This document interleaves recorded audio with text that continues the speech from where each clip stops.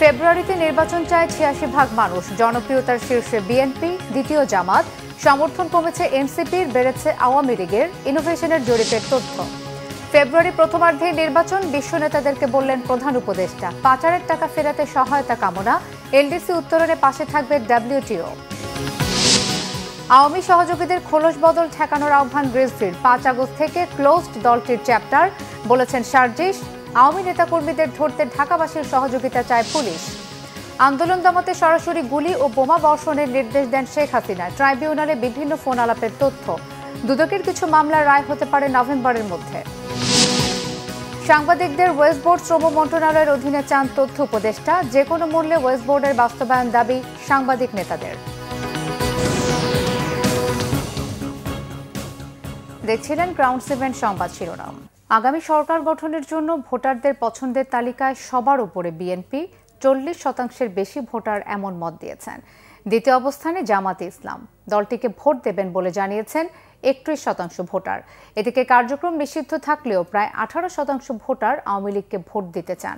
এদিকে এনসিপির প্রতি আস্থা রাখছেন মাত্র 4% ভোটার। দেশের ১.৫ লাখ ওয়ার্ড বা মহল্লার ১০,৪১৩ জনের মধ্যে এই জরিপ চালিয়েছে ইনোভেশন নামের একটি প্রতিষ্ঠান। রোকনুজ্জামানের রিপোর্ট।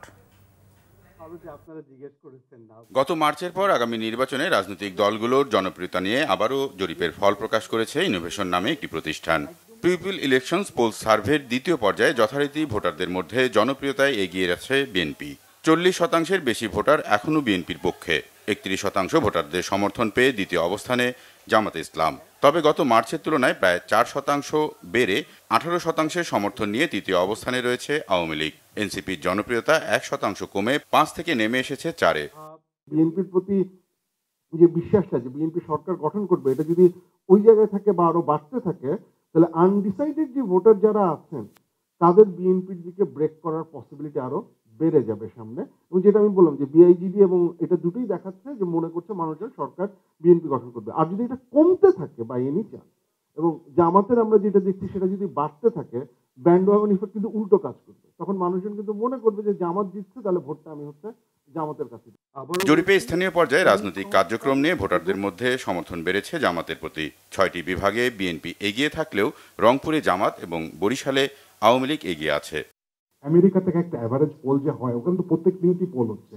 প্রেসিডেন্সিয়াল ইলেকশন পোলে ওদের আমেরিকার জনসংখ্যা হলো 34 কোটি, তাদের পোল স্যাম্পল সাইজ হয় 1000 থেকে 1500-র মতো। র্যান্ডম স্যাম্পলিং মানে কি? র্যান্ডম মানে হলো যে আপনি আগে থেকে কোনো কনসেপ্ট নেননি, আপনি যে চোখ বন্ধ করে স্যাম্পলগুলো নিয়েছেন, নিয়ে সেটা যদি এক জায়গায় জড়ো করেন, সেই জিনিসটা, এটা একটা খুব powerful law of large number বলে, যে যেখান থেকে আপনি অটোমেটিক্যালি সেই আপনার ছোট যেটা স্যাম্পল জোগাড় করলেন, এটা পুরো পপুলেশনটা রিপ্রেজেন্টেটিভ হয়ে যায়।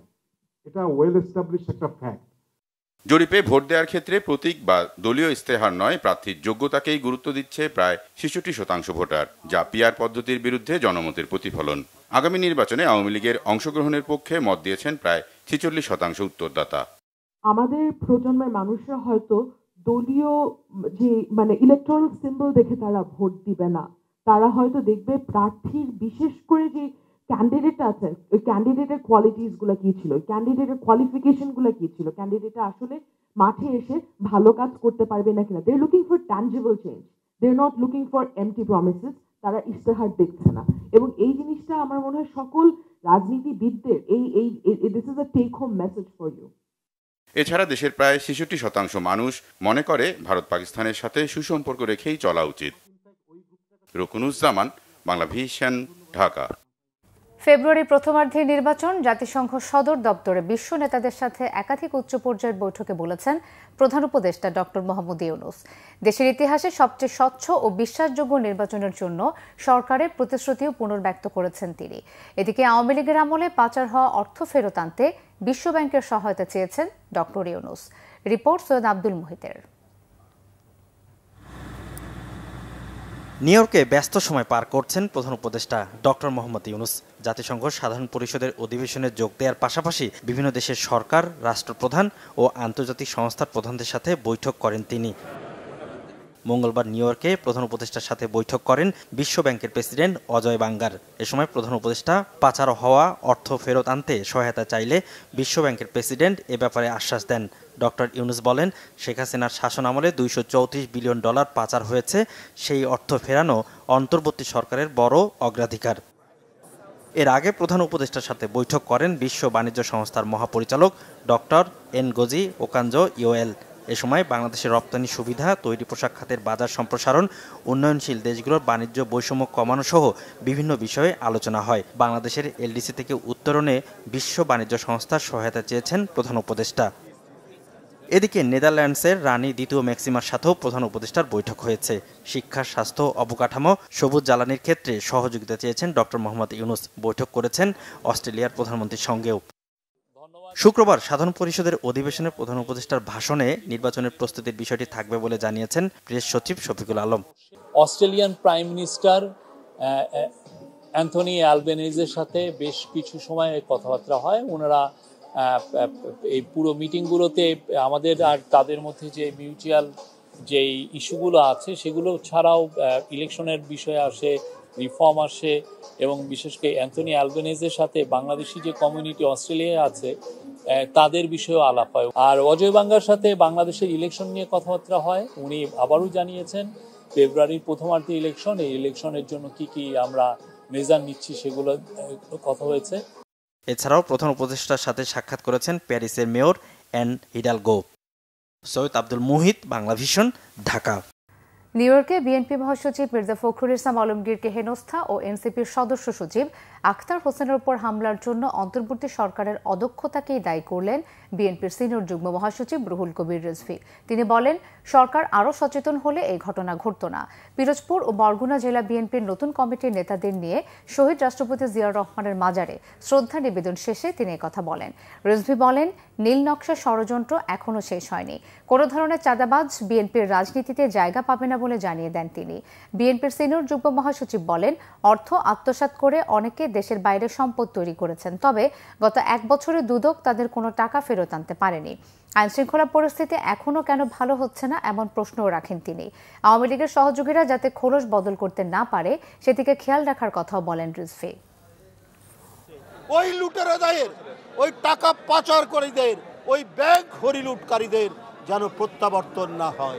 ওই মানুষ খুন করে, ছাত্র খুন করে, শিশুকে খুন করে যারা ক্ষমতা ধরে রাখতে চেয়েছিল তাদের ওই খুন, ওই রক্ত এখনো শুকায়নি। তাই আওয়ামী লীগের সাথে কোনো আতাত নেই। আওয়ামী লীগের সাথে যারা তাকে সহযোগিতা করেছে তাদের যেন খোলস খুলে নতুনভাবে আত্মপ্রকাশ করতে না পারে, আমাদেরকে সেই দিকটাই দেখতে হবে। জাতীয় নাগরিক পার্টি এনসিপির উত্তরাঞ্চলীয় মুখ্য সংগঠক সার্জিস আলম বলেছেন, 24-এর 5 আগস্ট ছাত্র জনতার অভ্যুত্থানের মধ্য দিয়ে বাংলাদেশের রাজনীতিতে আওয়ামী লীগের চ্যাপ্টার ক্লোজড হয়ে গেছে। বিকেলে সুনামগঞ্জে দলীয় এক সভায় যোগ দিয়ে সাংবাদিকদের প্রশ্নের জবাবে তিনি কথা বলেন। শহীদ জগৎজ্যোতি পাবলিক লাইব্রেরি মিলনায়তনে জেলা ও উপজেলা কমিটির নেতাদের নিয়ে এই সমন্বয় সভা হয়। সার্জিস আলম বলেন, প্রকাশিত নয়, কেউ যদি মনে মনেও চিন্তা করেন আওয়ামী লীগ ও তার দোসরদের বিরোধী দল বানাবেন, তাদের ক্ষমতার গুরুত্বপূর্ণ জায়গায় নিয়ে আসতে অন্য কোনো দেশের সাথে নেগোসিয়েশন করবেন, তাহলে জনগণ তাদেরকে বয়কট করবে। সার্জিস আলম আরও বলেন, ভারতীয় আধিপত্যবাদের অধীনে বাংলাদেশে আর কোনো রাজনীতি চলবে না। ভারতের আশীর্বাদ পুষ্ট হয়ে কেউ ক্ষমতায় আসতে পারবে না। ছোট দলকে টিটকারি করে, খাটো করে যারা রাজনীতি করতে যাবেন তাদের পরিণতিও ভালো হবে না।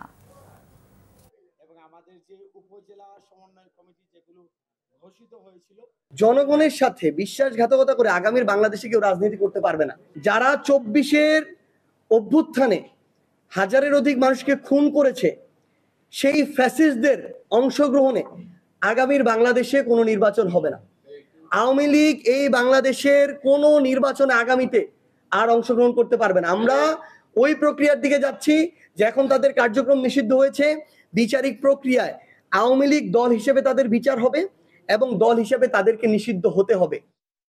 আবাসিক হোটেল, ছাত্রাবাস ও ফ্ল্যাট বাড়ি সহ বিভিন্ন জায়গায় আত্মগোপনে থাকা কার্যক্রম নিষিদ্ধ আওয়ামী লীগ ও সহযোগী সংগঠনের নেতাকর্মীদের ধরিয়ে দিতে রাজধানীবাসীর সহযোগিতা চেয়েছে পুলিশ। গোয়েন্দারা নিষিদ্ধ সংগঠন ছাত্রলীগের মিছিলে অর্থের যোগানদাতাদের খুঁজছেন। ঝটিকা মিছিলের অভিযোগে এই পর্যন্ত আওয়ামী লীগ ও ছাত্রলীগের প্রায় ৬,০০০ নেতাকর্মীকে গ্রেফতার করেছে পুলিশ। এসএম ফয়েজের রিপোর্টে বিস্তারিত। আওয়ামী লীগের কার্যক্রম নিষিদ্ধের পর থেকে রাজধানীতে একের পর এক ঝটিকা মিছিল করছে নিষিদ্ধ সংগঠন ছাত্রলীগ। এতে ঘুম হারাম পুলিশের। ঝটিকা মিছিল সহ এসব তৎপরতা নিয়ন্ত্রণ করতে না পারা ও দায়িত্বে অবহেলার কারণে পুলিশের বিরুদ্ধে শাস্তিমূলক ব্যবস্থাও নেওয়া হয়েছে। তারপরও বন্ধ হচ্ছে না ঝটিকা মিছিল। এ অবস্থায় কৌশল পাল্টে পুলিশ আগের মতো অ্যাকশনে নামলে একের পর এক ধরা পড়ে নিষিদ্ধ ছাত্রলীগের নেতাকর্মীরা। ডিএমপি মিডিয়া সেন্টারে সংবাদ সম্মেলনে পুলিশ জানায়, নির্বাচনকে সামনে রেখে অপতৎপরতা চালাচ্ছে আওয়ামী লীগ। স্থানীয় জনসাধারণের সহায়তায় Bangladesh police, specially DMP police এবং আমাদের গোয়েন্দা পুলিশ এই সকল ঝটিকা মিছিল হতে আজকে এখন পর্যন্ত 244 জন 244 জনকে গ্রেফতার করা হয়। এই সময় তাদের কাছ থেকে 14টি ককটেল এবং 60টি ব্যানার উদ্ধার করা হয়। ডিএমপির ধারাবাহিক অভিযানে ইতিপূর্বেও এই ধরনের মিছিল থেকে প্রায় 5 শতাধিক নেতাকর্মীকে গ্রেফতার করা হয়েছে এবং তাদের আইনের আওতায় আনা হয়েছে। কার্যক্রম নিষিদ্ধ সংগঠনের অপতৎপরতা রোধে পুলিশের পাশাপাশি নগরবাসী সহায়তা করে যাচ্ছে। আমরা তাদের এই সহায়তাকে অ্যাপ্রিসিয়েট করি। আজকে তারা আমাদেরকে এবং আমাদেরকে বেশ ভালোভাবে সহায়তা করেছে। ছাত্রলীগ ও কার্যক্রম নিষিদ্ধ আওয়ামী লীগের নেতাকর্মীদের ধরতে দেশবাসীর সহযোগিতা চেয়েছে পুলিশ। অনেক নেতার ফ্ল্যাটও ফাঁকা আছে, তাদের আত্মীয় স্বজনেরও ফ্ল্যাট ফাঁকা আছে। আমাদের কাছে এইরকমও ইনফরমেশন আসতেছে যে এই সমস্ত বাসা বাড়িতেও তাদেরকে আর পয়সা দেওয়া লাগে না, ফ্রি অফ কস্টে থাকতেছে। যারা ছাত্র না বা অছাত্র, যারা অপতৎপরতার সাথে জড়িত, এইটা যদি নগরবাসী আমাদেরকে সহায়তা করে তাহলে পুলিশের কাজটা আমাদের জন্য আরও অনেক সহজ হয়ে যাবে। এইটা আপনাদের মাধ্যমে আমি পুরা ডিএমপির যারা এই যে বিভিন্ন ফ্ল্যাটে বাড়িতে আমরা রেসিডেন্সিয়াল এরিয়াগুলোতে বসবাস করি তাদেরকে আমি রিকোয়েস্ট করব, আপনারা এই তথ্যগুলো আমাদেরকে পুলিশকে দিবেন। আমরা আপনাদের পরিচয় 100% গোপন রাখব। অনেকেই স্বীকার করছে যে এরা কিন্তু পয়সার বিনিময়ে আসছে, ওদেরকে পে করা হয়। দেশের শান্তি শৃঙ্খলা রক্ষায় কেউ বাধা হয়ে দাঁড়ানোর চেষ্টা করলে কঠোরভাবে দমনের হুঁশিয়ারিও দিয়েছে পুলিশ। এসএম ফয়েজ, বাংলা ভিশন, ঢাকা। জুলাই আন্দোলনে ক্ষমতাচ্যুত প্রধানমন্ত্রী শেখ হাসিনা মারণাস্ত্র ব্যবহার করে সরাসরি গুলির নির্দেশ দেন। ড্রোন ব্যবহার করে আন্দোলনকারীদের অবস্থান নিশ্চিত করে হেলিকপ্টার থেকে বোমা বর্ষণের নির্দেশও দেন। ট্রাইব্যুনালে দেয়া সাক্ষ্যে জানান মামলার বিশেষ তদন্ত কর্মকর্তা। তিনি বলেন, আন্দোলনকারীদের রাজাকার হিসেবে চিহ্নিত করে তাদের ফাঁসি দেওয়ার কথাও বলেন শেখ হাসিনা। বিস্তারিত নাবিল জাহাঙ্গীরের রিপোর্টে। ড্রোন দিয়ে ছবি দিচ্ছি, হেলিকপ্টার মানে কয়েক জায়গায়, তাহলে কিছু ছবি দেখে পাকড়াও করা যায় না রাতের মধ্যে? সবগুলিকে অ্যারেস্ট করতে বলছি রাত্রে।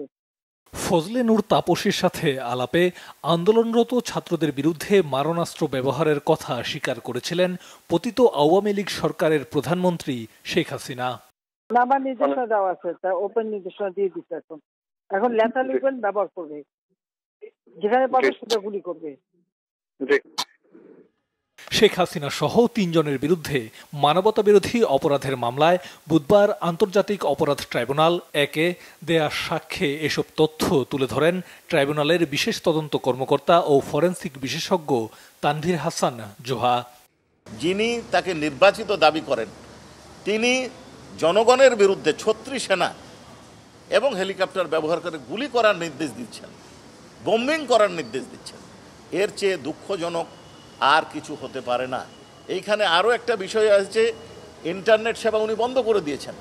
জোহা বলেন, শেখ হাসিনার 69টি ফোনালাপ জব্দ করে বিশ্লেষণ করেন তিনি। এর মধ্যে ফজলে নূর তাপস, মাকসুদ কামাল ও হাসানুল হক ইনুর সাথে হওয়া আলাপে এসব অপরাধের বিষয়ে প্রমাণ পাওয়া যায়। এইখানে আমাদের মামলার বিচার হচ্ছে শেখ হাসিনা, আসাদুজ্জামান খান কামাল এবং চৌধুরী আব্দুল্লাহ মামুনের। মকসুদ কামালের বিরুদ্ধে আমার যতটুকু জানা তদন্ত চলছে, কিন্তু তদন্তের অগ্রগতি সম্পর্কে আমার কোনো স্পষ্ট ধারণা নেই। এদিন এজলাসে উপস্থিত ছিলেন মামলার আসামি থেকে রাজসাক্ষী হওয়া সাবেক আইজিপি চৌধুরী আব্দুল্লাহ মামুন। এই মামলায় 53 জনের সাক্ষ্য গ্রহণ শেষ হয়েছে। নাবিল জাহাঙ্গীর, বাংলা ভিশন, ঢাকা। এদিকে দুর্নীতি দমন কমিশনের চেয়ারম্যান মোহাম্মদ আব্দুল মোমেন জানিয়েছেন, শেখ হাসিনা ও তার পরিবারের বিরুদ্ধে দুদকের 6টি মামলা চলমান আছে। এর মধ্যে সাক্ষ্য গ্রহণ শেষে নভেম্বরের মধ্যে কয়েকটি মামলার রায় হতে পারে। বুধবার দুদক কার্যালয়ে সাংবাদিকদের এক প্রশ্নের জবাবে এই তথ্য জানিয়েছেন তিনি। আব্দুল মোমেন বলেন, টিউলিপ সিদ্দিকীর দুর্নীতির তদন্তের বিরুদ্ধে যে স্থগিতাদেশ আছে তা বাতিলে উচ্চ আদালতে আইনি পদক্ষেপ নেবে দুদক। এছাড়াও অভ্যন্তরীণ দুর্নীতি বন্ধে পদক্ষেপ নেওয়ার কথা জানান তিনি। এদিন ট্রান্সপারেন্সি ইন্টারন্যাশনাল বাংলাদেশের সাথে পঞ্চমবারের মতো সমঝোতা স্মারক সই করেছে দুদক। লেখা আছে, আমি এই লেখাগুলি এর প্রায় বর্ণনা প্রায় সবটাই সাবেক প্রধানমন্ত্রী এবং তার পরিবারবর্গ নিয়ে যে মামলা, সেই মামলার আমাদের 6টা মামলা চলমান অবস্থায় আছে এবং আমরা আশা করছি সাক্ষ্য গ্রহণ শেষে অক্টোবর শেষ দিকে কিংবা নভেম্বরের প্রথম দিকে আদালত যেটাই বিবেচনাযোগ্য মনে করেন সেরকম রায় এসে যাবে বলে আমাদের প্রত্যাশা। দুদক সংস্কার কমিশনের যে সুপারিশগুলো আছে তার মধ্যে দু একটি ছাড়া বাকি সবগুলো সকল রাজনৈতিক দল ঐক্যমত্য পোষণ করেছে, মেনে নিয়েছে, অর্থাৎ সেগুলো বাস্তবায়নের জন্য প্রস্তুত। তবে সেটি কি প্রক্রিয়া হবে সেটা নিয়ে আবার কোন রাজনৈতিক দল, বিশেষ করে বড় দলগুলো যাদের মধ্যে অনেকেই নিজেদেরকে ক্ষমতায় যাবেন বলে ভাবছেন বা ক্ষমতায় চলে গেছেন এরকম মনোভাবাপন্ন, তারা কিছু কিছু ক্ষেত্রে নোট অফ ডিসেন্ট দিয়েছেন। তো সেই বিষয়গুলো এখন আপনারা জানেন যে আমাদের যারা এক্সপার্টস আছেন তাদের সাথে আমরা আলোচনা করছি ঐক্যমত্য কমিশনের পক্ষ থেকে একটা জায়গায় আমরা আশা করছি পৌঁছানো। জাতীয় নাগরিক পার্টি এনসিপি এবং গণ অধিকার পরিষদ একীভূত হওয়ার ইতিবাচক আলোচনা চলছে বলে জানিয়েছেন দুই দলের নেতারা। এনসিপির আহ্বায়ক নাহিদ ইসলাম বলেছেন, স্বৈরাচার বিরোধী আন্দোলনে ভূমিকা রাখা এই দুটি দল একত্রিত হওয়ার আলোচনা অনেক দূরে গিয়েছে। আর গণ অধিকার পরিষদের সাধারণ সম্পাদক রাশেদ খান জানিয়েছেন, নিজ দলের বিলুপ্তির বিপক্ষে অবস্থান এবং সভাপতির পদ নিয়ে মীমাংসার উপরে নির্ভর করছে একীভূত হবার প্রক্রিয়া। এদিকে জামাতের সেক্রেটারি জেনারেল অধ্যাপক মিয়া গোলাম পরোয়ার বলেছেন, নির্বাচনের সময় যত ঘনিয়ে আসবে রাজনৈতিক মেরুকরণের বিষয়গুলো আরও বেশি স্পষ্ট হবে। মুহিবুল্লাহ মুহিবের রিপোর্টে বিস্তারিত। 2018 সালের কোটা আন্দোলন থেকে 2024-এর গণঅভ্যুত্থান ঘুরিয়ে দিয়েছে বাংলাদেশের পুরো রাজনৈতিক প্রেক্ষাপট। আর এমন প্রেক্ষাপটে জন্ম নেয়া রাজনৈতিক দল গণ অধিকার পরিষদ এবং জাতীয় নাগরিক পার্টি এনসিপি। শেখ হাসিনার পতন আন্দোলনে ভূমিকা রাখা নেতাদের এই দুই দল হঠাৎ আলোচনায় একীভূত হওয়া নিয়ে বিষয়টি স্পষ্ট করেছেন এনসিপি আহ্বায়ক নাহিদ ইসলামও। গণ অধিকার পরিষদের সাথে যেটা সংযুক্তির বিষয়টা সেটা আমরা বলেছি, সেটা আলোচনার পর্যায়ে রয়েছে। সেই বিষয়ে কোনো সিদ্ধান্ত হলে আমরা আনুষ্ঠানিকভাবে আপনাদেরকে জানাবো।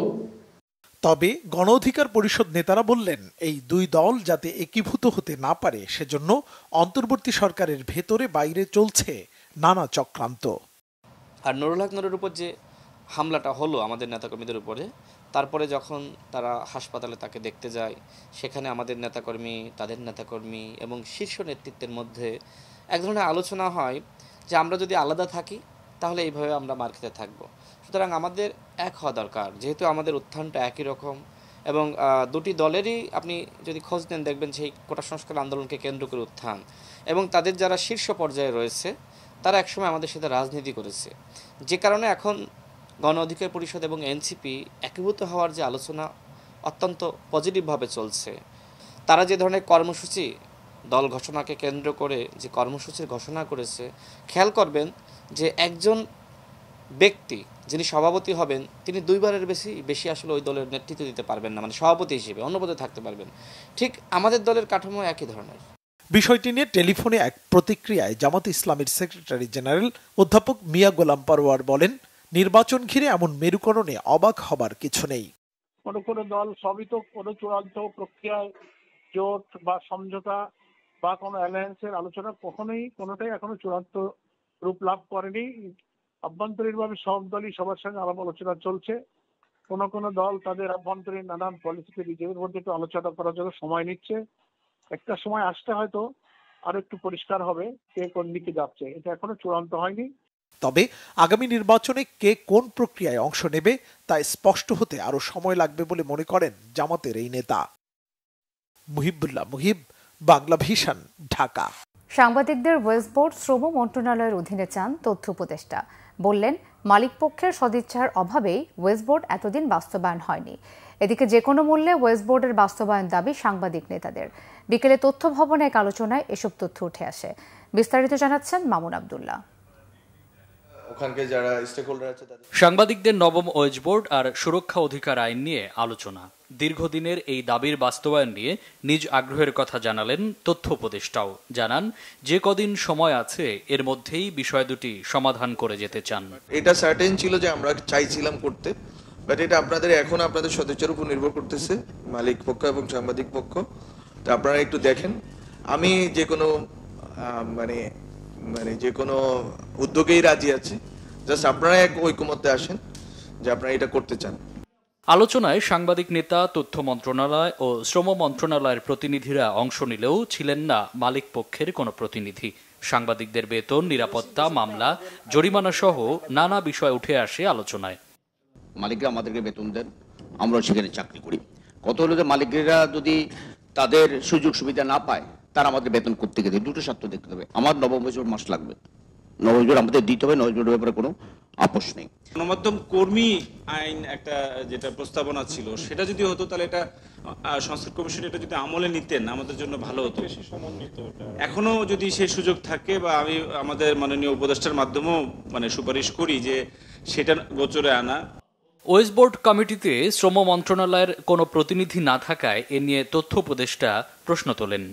আমি নিউজ প্রিন্ট আমদানি করতে, আমি তো ফাইলগুলো সাইন করে যাচ্ছি, আপনি নিউজ প্রিন্ট পাচ্ছেন, নিউজ প্রিন্ট চলে যাচ্ছে প্রেসে, প্রেস থেকে চলে যাচ্ছে আরেক ব্যবসায়, এগুলো সবই আমি জানি, আমরা জানি, কিন্তু তারপরে আমরা দিচ্ছি কেন? এই গুডউইলটা আমরা শো করতেছি, আপনারা সাংবাদিকদের ভালো রাখেন, কিন্তু ওইটাও তো ওনারা করতে পারতেছেন না। টেলিভিশনটা খুবই বাজে অবস্থা, 13,000-14,000 টাকা, 13,000-14,000 টাকা দিয়ে এখন তো আমার মনে হয় না কোনো সাবলেটও পাওয়া যায়। সো পয়েন্টটা আমি বারবার বলে যাচ্ছি, মালিকরা অবশ্যই শুনেন, তাদের সব মিডিয়া হাউস আছে, সবাই শুনেন, কিন্তু আমি দেখতেছি না আর কি যে সদিচ্ছা থাকলে এই সময়টায় কিন্তু আমরা ওপেন ছিলাম যে আমরা আপনাদের যত এমিনিটিস দরকার, যত সুবিধা দরকার আপনারা নেন, কিন্তু সাংবাদিকদের ভালো রাখেন এবং আপনারা একটা কোহেরেন্ট সিস্টেম তৈরি করেন যাতে বাংলাদেশ একটা স্বাধীন গণমাধ্যম, যে কথাটা আমরা সবাই বলি, এটা যাতে। এক পর্যায়ে প্রশ্ন ওঠে, ওয়েজ বোর্ড করবে কারা? সাংবাদিকরা আদৌ শ্রমিক কিনা কথা হয় তা নিয়েও। শ্রমিকদের মিনিমাম ওয়েজ থাকতে হবে, সেটা পৃথিবীর সব দেশে আছে। এখন সাংবাদিকতার মতো একটা মহৎ পেশাকে যদি আমরা শ্রমিক বানিয়ে ফেলি এবং তাদেরকে ওই ফেলি, তাহলে তো অন্যরকম কেমন একটা হয়ে যাচ্ছে। স্যার, জি, আপনার যুক্তিতেই আছে যে সাংবাদিকরা শ্রমিক হিসেবে গণ্য হওয়ার যোগ্য, এর বেশি যোগ্যতা তারা আমাদের অর্থনীতি অ্যালাউ করছে না। আমি আমাদের অর্থনৈতিক স্ট্যাটাসের কথা বলছি। তাহলে আমাদের অর্থনীতিতে আমরা শ্রমিক, এর আপনি স্বীকার করেন? কারণ এখানে না সাংবাদিকরাই তো আমরা স্বীকার করে নিচ্ছি যে আমরা শ্রমিক, তাহলে আপনি আমাকে ন্যূনতম মজুরি দিবেন। আর যদি আমরা শ্রমিক না হই, আমরা অন্য একটা উচ্চতর জায়গা পাই, সেই দাবি আমার কার কাছে থাকবে? মালিক পক্ষের কাছে থাকবে। মালিক পক্ষ যদি সেই জায়গায় এখানে সস্তা শ্রমের গার্মেন্টস পদ্ধতি প্রয়োগ করে, এটা খুবই লজ্জাজনক। এটা হচ্ছে এখানে ওয়েজ বোর্ড বাস্তবায়নের সংকটটা কোথায়? আপনারা কেন এটা মনে করছেন যে এটা পারা যাবে না? আমরা যদি ইতিহাস দেখি, নোয়াব এবং সাংবাদিকদের যেই ওয়েজ বোর্ড, এটা সবসময় সাংঘর্ষিক হয়েছে, এটা সুখকর না ইতিহাসটা। সুতরাং এটা কিন্তু বুঝতে হবে আমাদেরকে। সাংবাদিকরা কি শ্রমিক? এই বিষয়টা একটু আমার মনে হয় আমরা এটাকে কোন জায়গায় আনা যায়। হ্যাঁ, দুটো জিনিস, দুটো জায়গায়, এই দুটো জায়গায় একটু আমার মনে হয় কিছুটা আমাদের এখন সময় এসেছে, একটু আমার মনে চিন্তা করে কিছু করা যায় কিনা। সংস্কার কমিশনের যখন আমাদের সাথে বৈঠক হয়, তখন ওই বৈঠকেই কিন্তু আমরা প্রথম প্রতিবাদ করছিলাম যে ওয়েজ বোর্ড কেন থাকবে না। উনি আমাদেরকে যেটা বুঝাইছেন যে ওয়েজ বোর্ডের চেয়ে আপনারা বেশি বেতন পাচ্ছেন, এই ফর্মে করবে। কিন্তু যখন ওনার কমিশনের রিপোর্টটা পেশ করলেন, তখন দেখলাম যে না, ওখানে একটা শুভঙ্করের ফাঁকি রয়ে গেছে। ওই ইন্ডিয়ার আদালতে করছে বলেছে উনি, ঠিক সেভাবেই রয়ে গেছে। আমাদের ওয়েজ বোর্ড লাগবে, এটা হলো সর্বশেষ চূড়ান্ত কথা। এটা কিভাবে ম্যানেজ করা যায়, এটা আপনি বিবেচনা রাখবেন। পরিকল্পনা, প্রস্তাবনা, পক্ষে বিপক্ষে যুক্তি ও যুক্তি খণ্ডনের জন্য তথ্য উপদেষ্টা 10 দিন সময় বেঁধে দেন। 10 দিনের ভিতরে দেন। মামুন আব্দুল্লাহ, বাংলা ভিশন, ঢাকা। যেটা ফলে স্বরাষ্ট্র উপদেষ্টা অবসরপ্রাপ্ত লেফটেন্যান্ট জেনারেল জাহাঙ্গীর আলম চৌধুরী বলেছেন, জনগণ নির্বাচনমুখী হলে এবং রাজনৈতিক দলগুলোর মধ্যে ঐক্য থাকলে কেউ নির্বাচন ঠেকাতে পারবে না। দুর্গাপূজাকে ঘিরে পার্শ্ববর্তী দেশ উস্কানিমূলক ও মিথ্যা সংবাদ ছড়াতে পারে বলেও আশঙ্কা প্রকাশ করেন স্বরাষ্ট্র উপদেষ্টা। এ বিষয়ে সবাইকে সতর্ক থাকার আহ্বানও জানান তিনি। দুপুরে চট্টগ্রাম সার্কিট হাউসে চট্টগ্রাম বিভাগের সকল জেলা প্রশাসক, আইনশৃঙ্খলা বাহিনী ও বিভিন্ন সংস্থার কর্মকর্তাদের সাথে মতবিনিময় সভায় তিনি কথা বলেন। স্বরাষ্ট্র উপদেষ্টা বলেন, এবারের নির্বাচনে পুলিশের পাশাপাশি সেনাবাহিনীর প্রায় 1 লাখ সদস্য মোতায়েন থাকবে। দেশের বিভিন্ন জায়গা থেকে লুট হওয়া ও অবৈধ অস্ত্র উদ্ধার হচ্ছে উল্লেখ করে তিনি বলেন, যেসব অস্ত্র এখনো পাওয়া যায়নি সেসবও নির্বাচনের আগে উদ্ধার করা হবে।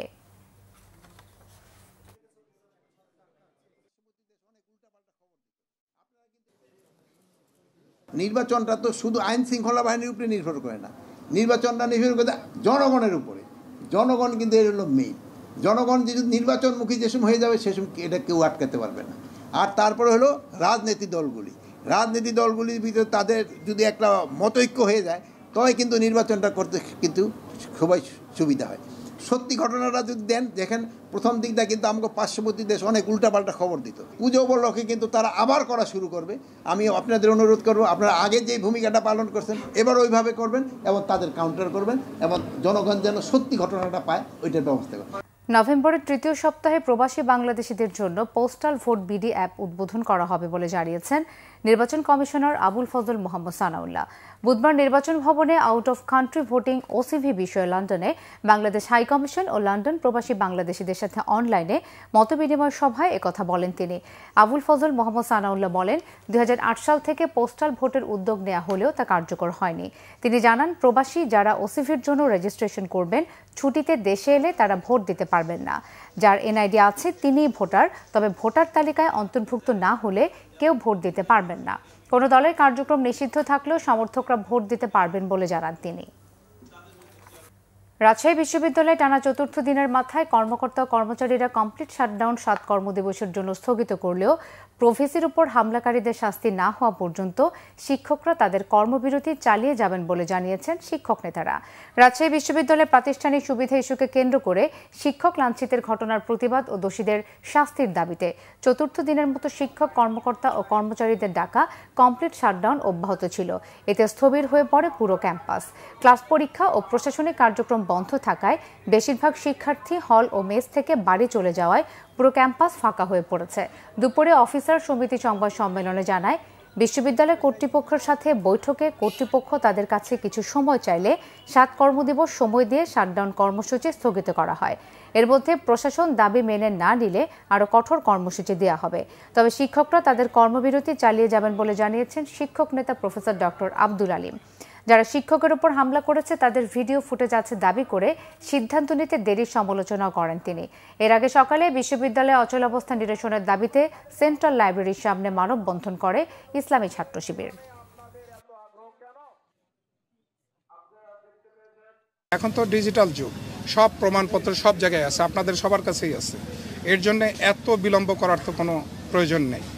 যাই হোক, আমাদের মূল কথা যে আমাদের আন্দোলন চলবে। ছাত্র নামধারী সন্ত্রাসীদের 7 কর্মদিবসের মধ্যে বিশ্ববিদ্যালয় থেকে বহিষ্কার আমরা দেখতে চাই। সংবাদ শেষ করব ক্রাউন সিমেন্ট শিরোনামগুলো আরও একবার জানিয়ে। ফেব্রুয়ারিতে নির্বাচন চায় 86% মানুষ। জনপ্রিয়তার শীর্ষে বিএনপি, দ্বিতীয় জামাত। সমর্থন কমেছে এনসিপির, বেড়েছে আওয়ামী লীগের। ইনোভেশনের জরিপের তথ্য। ফেব্রুয়ারি প্রথমার্ধে নির্বাচন, বিশ্ব নেতাদেরকে বললেন প্রধান উপদেষ্টা। পাচারের টাকা ফেরাতে সহায়তা কামনা। এলডিসি উত্তোলনে পাশে থাকবে ডব্লিউটিও। আওয়ামী সহযোগীদের খোলস বদল ঠেকানোর আহ্বান রিজভির। 5 আগস্ট থেকে ক্লোজড দলটির চ্যাপ্টার, বলেছেন সার্জিস। আওয়ামী নেতাকর্মীদের ধরতে ঢাকাবাসীর সহযোগিতা চায় পুলিশ। আন্দোলন দমাতে সরাসরি গুলি ও বোমা বর্ষণের নির্দেশ দেন শেখ হাসিনা। ট্রাইব্যুনালে বিভিন্ন ফোন আলাপের তথ্য। দুদকের কিছু মামলার রায় হতে পারে নভেম্বরের মধ্যে।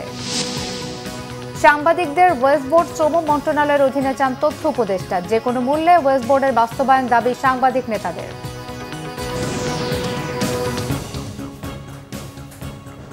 এই ছিল এখনকার মতো। পরের সংবাদটা 10:30। এর আগে 9টায় রয়েছে নিউজ 20 দেখার আমন্ত্রণ রইল। এছাড়াও বাংলা ভিশন সংবাদ ও সংবাদ সংশ্লিষ্ট অনুষ্ঠান দেখতে ভিজিট করুন www.bbnews24.com ও facebook.com/banglavisionnews এবং সাবস্ক্রাইব করুন youtube.com/banglavisionnews। ধন্যবাদ।